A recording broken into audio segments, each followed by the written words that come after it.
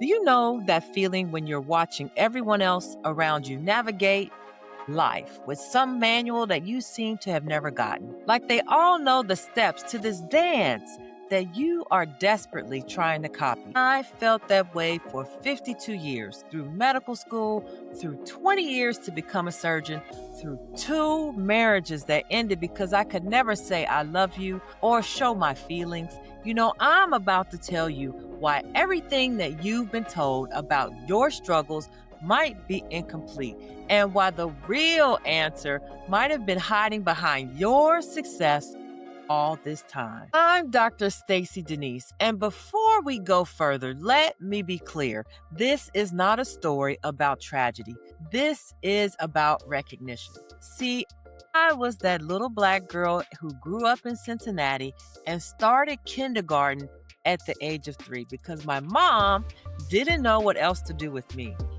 I was that girl who graduated from high school at 16 and became a physician by 25. Everyone saw this as being gifted, that I was driven, that I was so strong. What they didn't see, after every surgery, I would sit alone in my office with the lights off, recovering from the sensory overwhelm that was the OR. At home, I would listen to the same playlist 50 times over, not as background music, but as the only way I could calm my nervous system and regulate myself.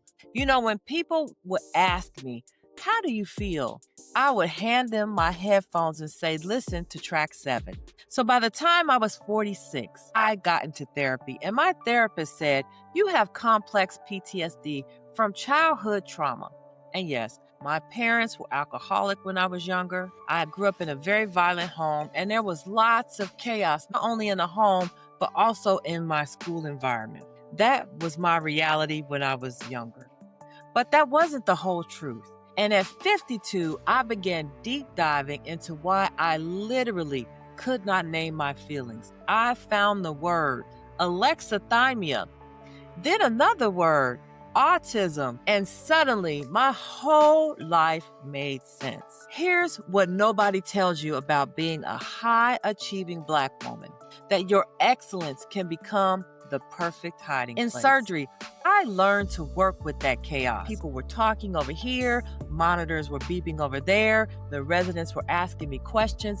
That is the OR environment. But I would play music through the speakers when I could, not to demand silence, but to create a rhythm that I needed. That music turned surgery into a beautiful dance, and each movement became time. Each step was very predictable, so my brain could lock in on that pattern and filter out everything else. The OR was my home because beneath all of that controlled chaos, it had its rules.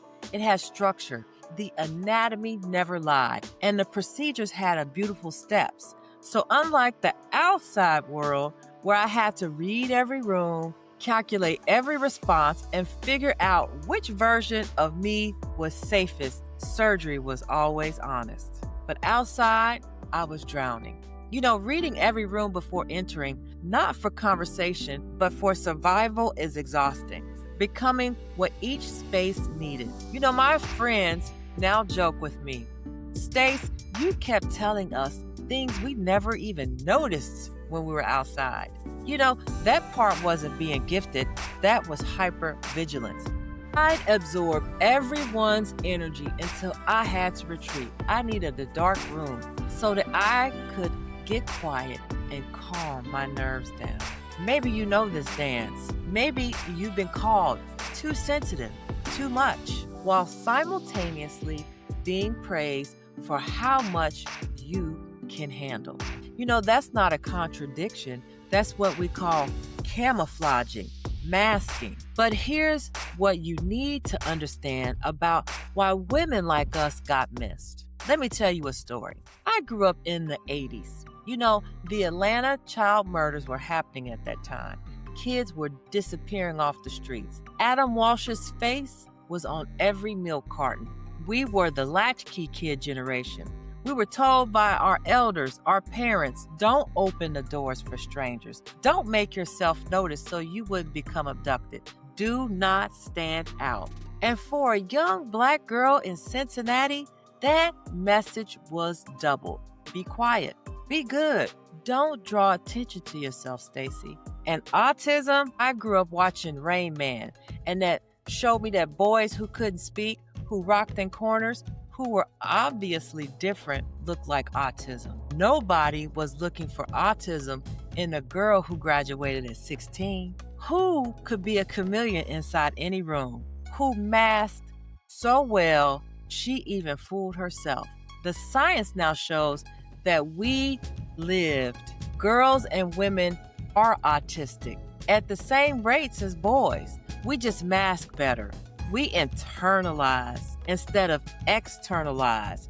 We turn our struggles inward, perform neurotypical so well that we disappear from the diagnosis completely. So when I needed to rock or flap my hands or play with trains, I learned to tap my foot under the desk. When sensory overload hit, I learned to hide in bathroom stalls or my office. You know, when I couldn't process emotions, I would listen to music and I sent songs to people so they could understand what I was feeling, and they call it artistic. We didn't get missed, ladies, because we weren't autistic enough for the textbooks. We got missed because we were too good at surviving. But that's only half the story. But here's the deeper truth about why I stayed undiagnosed for 52 years. Even with all that camouflaging skill, the medical system never was looking for somebody who looked like me anyway. The diagnostic criteria were written at a time for white boys.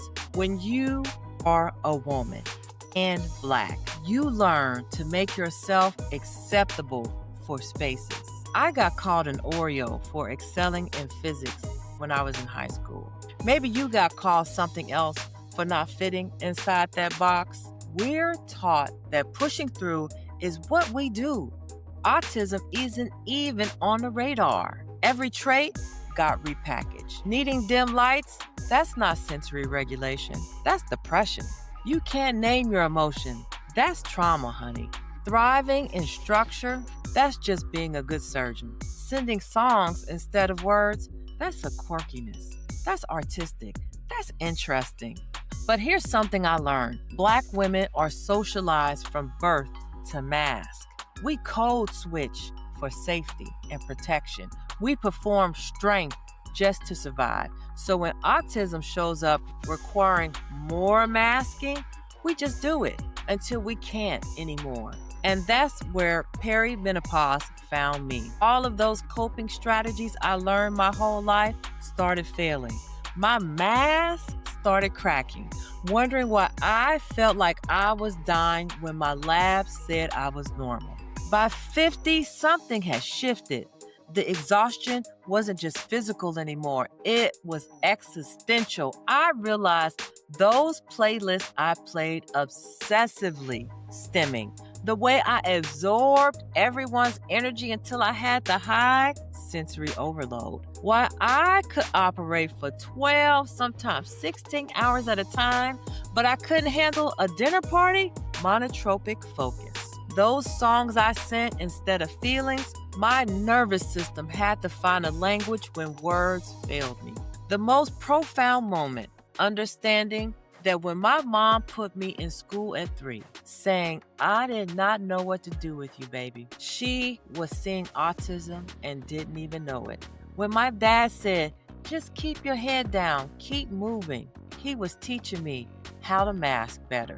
When surgical training felt familiar because it reminded me of childhood chaos, my nervous system recognized that pattern. Every weird thing about me suddenly had a name, a reason, a community. And maybe right now, you're thinking about your own patterns, your own quirks, the ways you've been told you are too much and not enough all at once. So what do you do when your whole life suddenly makes sense through a lens nobody ever offered you? First, you grieve for that little girl who tried so hard to fit in. for the woman who thought she was a misfit. Then you get curious. Here is a map I want to share with you. Start tracking. When do you shut down? What lights hurt your body? Which textures make you want to crawl out of your skin? Which situations require time to recover? This is not weakness. It's time to get data so you can find your language. Maybe it's not songs like me. Maybe it's colors or movement or complete silence. What does your nervous system use to speak? Look for the patterns. Where does excellence hide your struggles? What has masking cost you?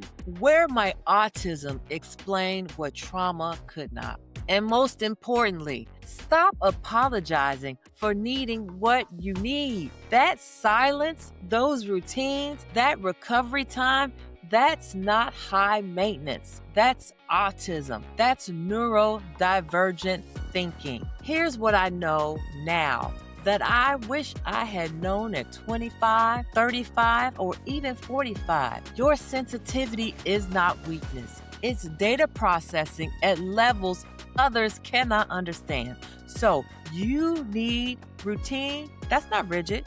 That's self-regulation. You need intensity. That's not too much. That's monotropic focus. And that monotropic focus could change the world. You are not a misfit.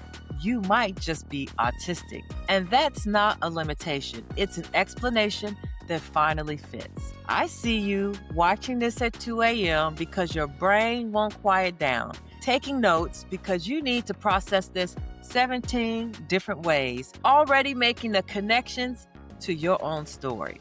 This is your invitation to stop performing neurotypical and to start discovering what you actually need. Drop a comment.